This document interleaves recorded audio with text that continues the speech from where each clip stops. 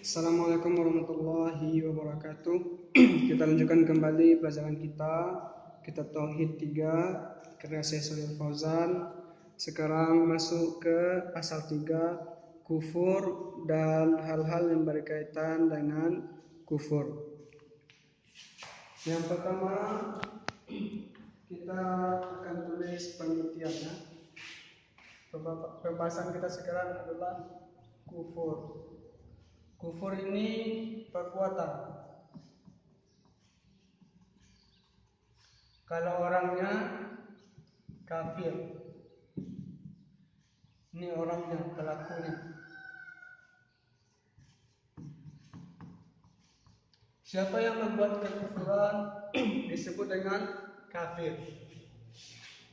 Kita akan lihat apa pengertian kufur.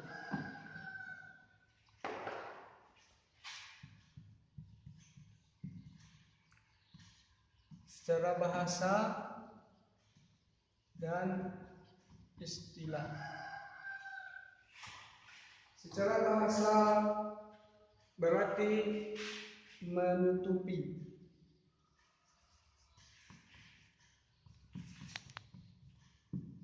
Secara istilah,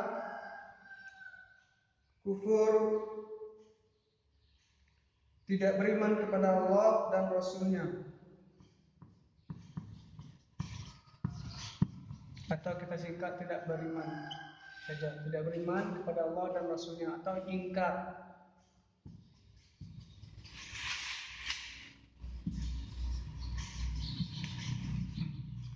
Mereka mengingkari Allah dan Rasul-Nya.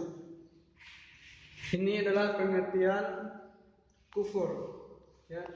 Kemudian pembagian kufur yang pertama seperti yang sebelumnya, ada kufur besar, kemudian ada kufur kecil. Ini disebut juga dengan kufur i'tiqad. Ini kufur amali. I'tiqad ini keyakinan.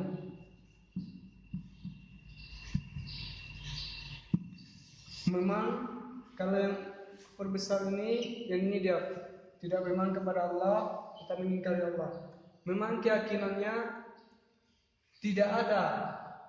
Sedangkan kufur amali, mereka yakin namun berbeda perbuatannya.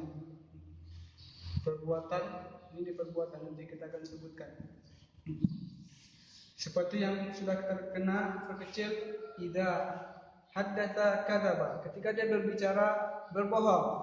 Dia meyakini jujur itu harus wajib bagi seorang muslim, tapi dia mengingkarinya dalam perbuatan. Inilah kufur kecil, kufur amali.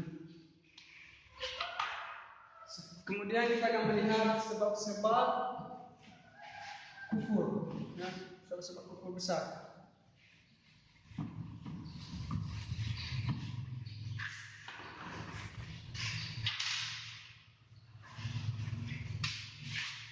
Sebab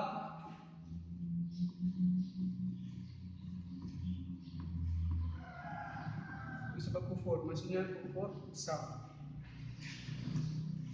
Ada beberapa sebab terjadinya kekufuran. Yang pertama, mendustakan Allah dan Rasul-Nya.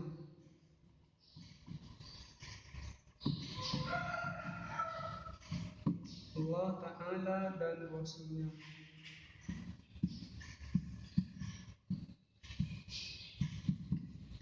Kemudian yang kedua, sombong atau enggan terhadap apa-apa yang Allah tetapkan dan Rasul-Nya. Kemudian yang ketiga, ragu.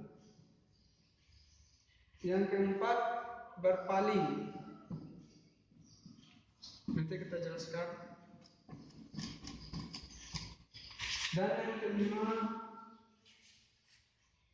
kufur karena nifak, ada sifat nifak. Nanti nifak ini ada pembahasannya.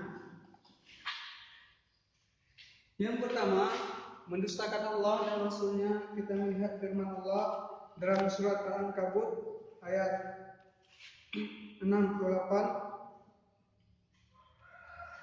وَمَنْ أَظْلَمُ مِمَّنِ افْتَرَى عَلَى اللَّهِ كَذِبًا أَوْ كَذَّبَ بِالْحَقِّ لَمَّا جَاءَهُ أَلَيْسَ فِي جَهَنَّمَ مَثْوًى لِلْكَافِرِينَ.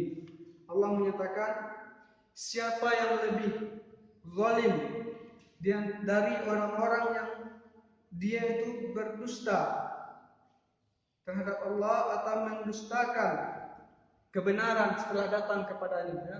Mendustakan kebenaran setelah datang kepadanya. Alaysa fi jahannam mathwan lil kafirin? Tidakkah di jahanam itu adalah tempat bagi orang-orang yang kafir? Jadi orang-orang yang mendustakan Allah, mendustakan kebenaran dari Al-Quran dan Hadis, maka dia kafir.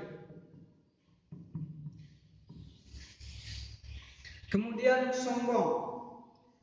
Allah berfirman dalam surah Al-Baqarah ayat 34, wa in kunna lil malaikati isjudu li adama fasajadu illa iblisa aba wastakbara wa kana minal kafirin. Kita mengetahui ketika Nabi Adam alaihissalam diciptakan Allah dan sudah selesai penciptaannya, Allah memerintahkan kepada para malaikat dan kepada para jin untuk bersujud kepada Nabi Adam sebagai penghormatan, bukan bentuk ibadah. Kemudian semuanya sujud, fasajadu, semua sujud illa iblis, kecuali iblis. Iblis ini dari bangsa jin. Aba, dia enggan, wastakbara, dan menyombongkan diri, wa kana minal kafirin, maka dia itu termasuk orang-orang yang kafir. Jadi sombong, siapa saja yang menolak kebenaran, nanti kita akan sebutkan juga kebenaran karena kesombongan, karena enggan, maka dia adalah pengikutnya iblis.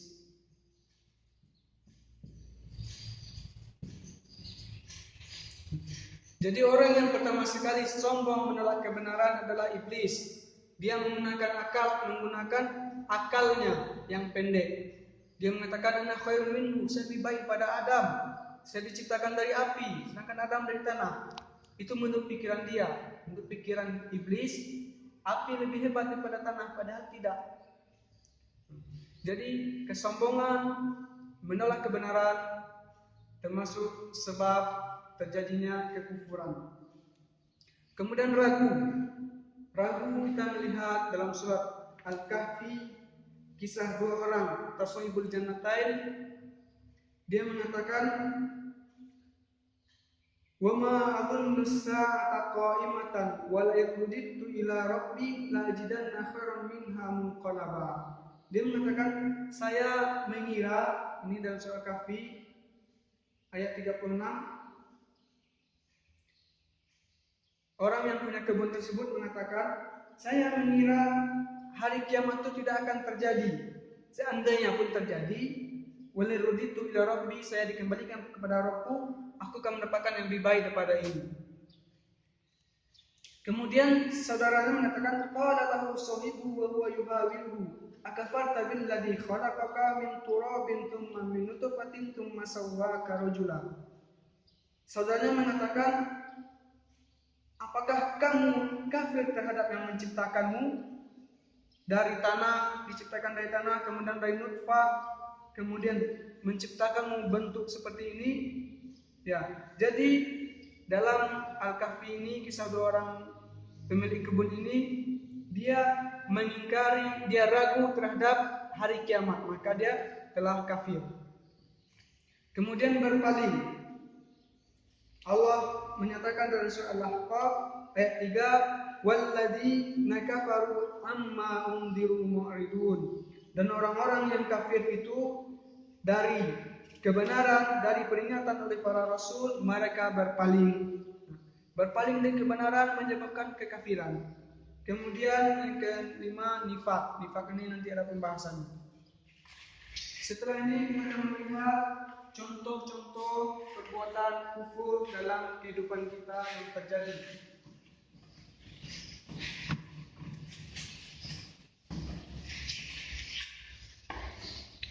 Contoh perbuatan kufur.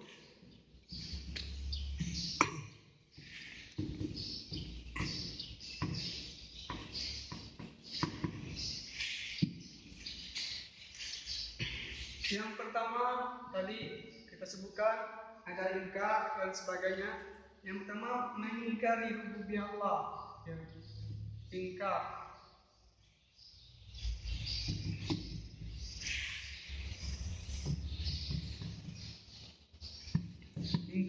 Mengingkari rububiyah Allah atau mengaku memiliki sifat ketuhanan Allah yang hanya Allah yang memiliki, tapi dia mengaku memilikinya. Misalnya ingkar rububiyah Allah, ya, rububiyah Allah.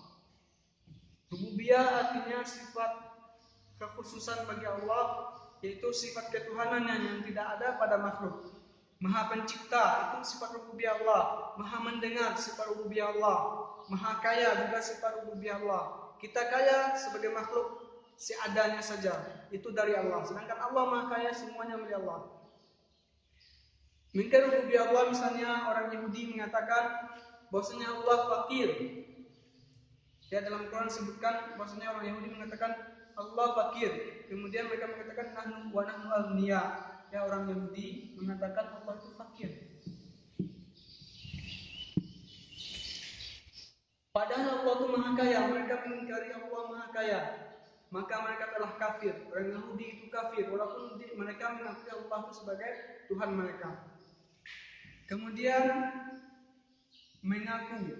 yang mengaku memiliki sifat ketuhanan yang hanya Allah yang memilikinya. Misalnya orang Syiah, yakni kesesatan Syiah, beranggapan imam mereka mengetahui yang gaib. Bahkan sebagian mereka mengatakan para imam mereka, yaitu Syiah 12, para imam mereka memiliki keterlibatan dalam mengatur kehidupan dunia. Ini sangat sesat sekali. Yang gaib itu hanya milik Allah semata, tidak ada yang tahu. Bahkan Nabi Muhammad pun tidak tahu. Bagaimana imam mereka pun lebih tahu daripada Nabi Muhammad? Apakah imam mereka lebih baik daripada Nabi Muhammad? Jelas tidak. Ini yang pertama. Kemudian yang kedua, yang tadi sombong. Yang sombong tadi contohnya sudah kita contohkan. Yang pertama tadi iblis. Kemudian banyak sekali orang yang tidak mau beribadah karena sombong. Ini tidak cocok. Mereka sombong, maka mereka menjadi kufur. Ya, contohnya tadi ini yang iblis tadi, yang merasa lebih hebat daripada Nabi Adam. Kemudian tiga, menolak. Menolak apa yang sudah Allah tetapkan untuk dirinya. Apa yang Allah tetapkan untuk dirinya, sifat-sifat dan nama-namanya. Maka sebagian orang menolak sifat Allah. Sifat Allah itu Maha melihat, tapi mereka mengatakan tidak. Jangan samakan dengan makhluk. Sifat Allah itu Ar-Rahman 'ala al-'arsy istawa, Allah berada di atas arsy. Tapi mereka mengatakan tidak, Allah itu berada di mana-mana. Ini termasuk menolak apa yang ditetapkan Allah terhadap dirinya dan kita tolak. Allah lebih tahu daripada kita. Kemudian mendustakan Rasulullah.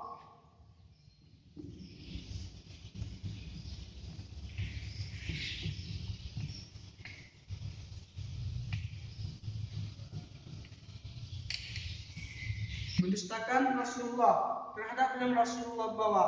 Ini jelas bentuk kekufuran. Banyak orang yang dia tidak mau mengambil hadis Rasulullah.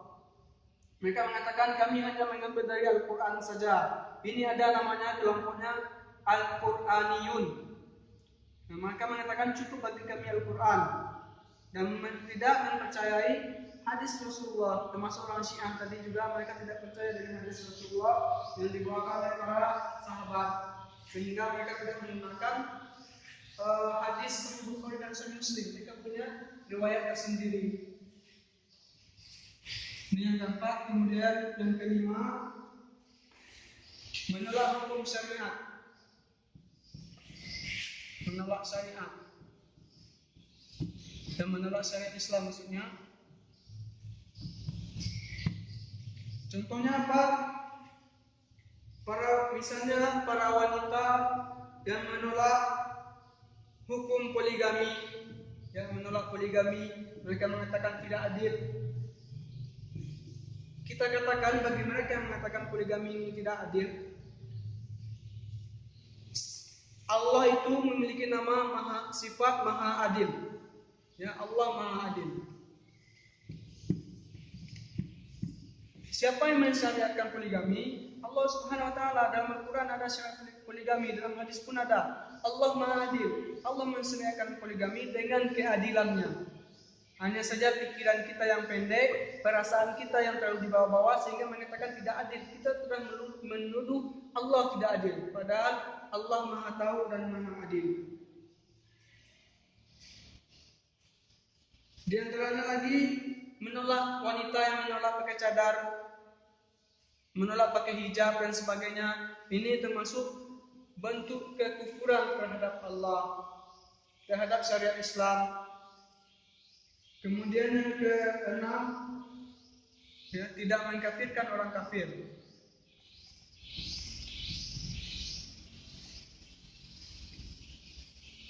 Mengkafirkan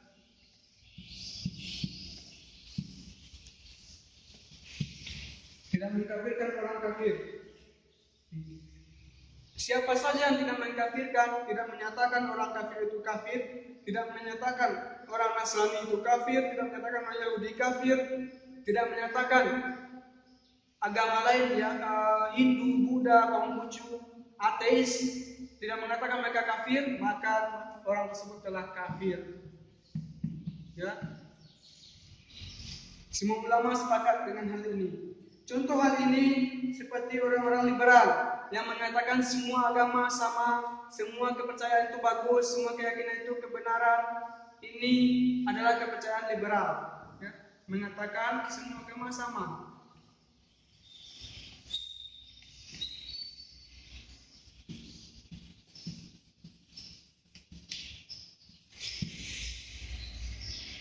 Bahkan di Indonesia banyak orang tidak mau dikatakan kafir. Memang dia kafir dan tidak mau mengatakan kafir. Termasuk orang liberal mengatakan jangan katakan kafir, katakan non Islam, non Muslim. Sedangkan kita tidak, kafir dia kafir. Kafir di mana tempatnya? Ketika orang mengatakan di mana tempat orang Yahudi, di mana tempat orang Nasrani, di mana tempat tokoh-tokoh besar dunia yang terkenal yang memberikan pengaruh besar terhadap kehidupan sosial, terhadap teknologi. Ketika mereka meninggal dunia dalam keadaan kafir, di mana tempatnya? Kita katakan di neraka. Siapa saja orangnya. Namun ketika dia di dunia kita tidak bisa mengatakannya. Kenapa? Karena bisa saja nanti mereka bertaubat dan mereka masuk Islam, dan bayi Islamnya insya Allah masuk surga. Jadi siapa saja yang meninggal dalam keadaan kafir, siapapun dia, berapapun besar pengaruhnya terhadap dunia, berapapun baiknya dalam kehidupan sosial, ketika dia meninggal dalam keadaan kufur, maka dia di neraka atas dalil-dalil yang Allah tetapkan itu secara zahirnya. Sedangkan yang tersimpan hanya Allah yang tahu. Mana tahu dia masuk Islam, kita tidak tahu. Kemudian ini yang keenam tadi. Yang ketujuh, mengolok-olok. Mengolok-olok atau mengejek syariat Islam, atau mengejek Allah, mengejek Quran dan sebagainya.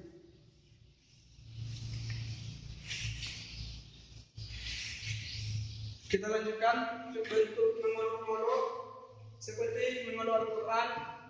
Ya, bagaimana bentuknya?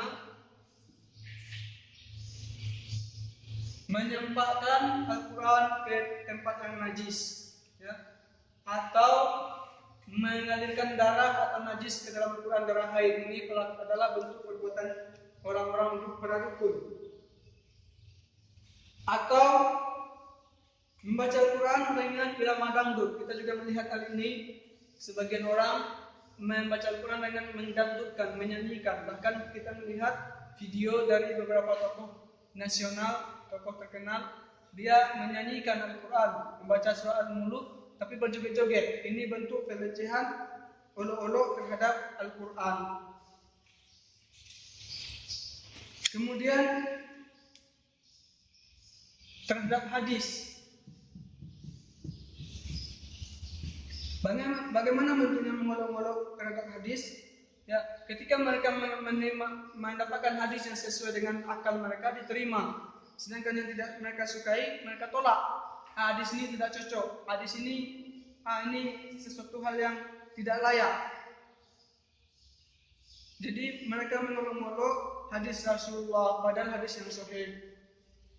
Kemudian ada juga yang mengolok-olok Nabi Muhammad. Apa bentuk pengolokan terhadap Nabi Muhammad? Mengatakan Nabi Muhammad syahwatnya tinggi. Kenapa? Karena punya banyak istri. Kemudian juga mengatakan Nabi Muhammad itu memiliki kelainan seksual. Kenapa? Karena menikahi Aisyah yang masih kecil. Ini adalah akal mereka yang pendek tadi, sehingga mereka mengolok-olok Nabi Muhammad SAW dengan hal-hal yang tidak pantas disematkan pada beliau. Ada juga yang mengolok malaikat. Mengolok malaikat, contohnya apa? Ada tokoh kita yang mengatakan malaikat maut itu tidak bisa menanyai salah seorang Gus Fulan atau Syekh Fulan, tidak bisa menanyai mereka orang tersebut. Kenapa? Karena ketika ditanya marrobuka, ditanya oleh Syekh tersebut, kiai tersebut, apa irohnya? Jadi bagi mereka ini Syekh mereka, kiai mereka itu lebih paham bahasa Arab daripada malaikat yang bertanya dalam kubur. Ini salah. Ini bentuk pengolok-olokan terhadap malaikat. Atau ada yang mengatakan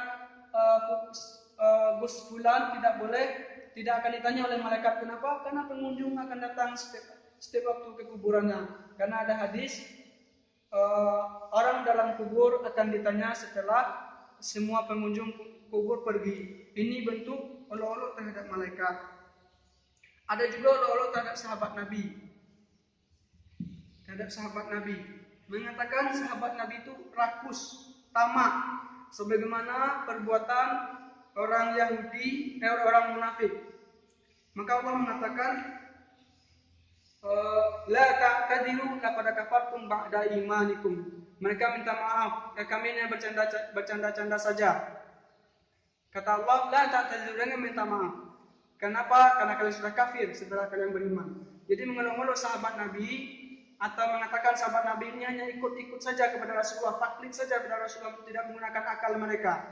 Ini bentuk olok-olok terhadap sahabat Nabi. Ini yang dapat kita sampaikan pada kesempatan kali ini. Kita akan lanjutkan pada pembelajaran berikutnya. Semoga bermanfaat. Assalamualaikum warahmatullahi wabarakatuh.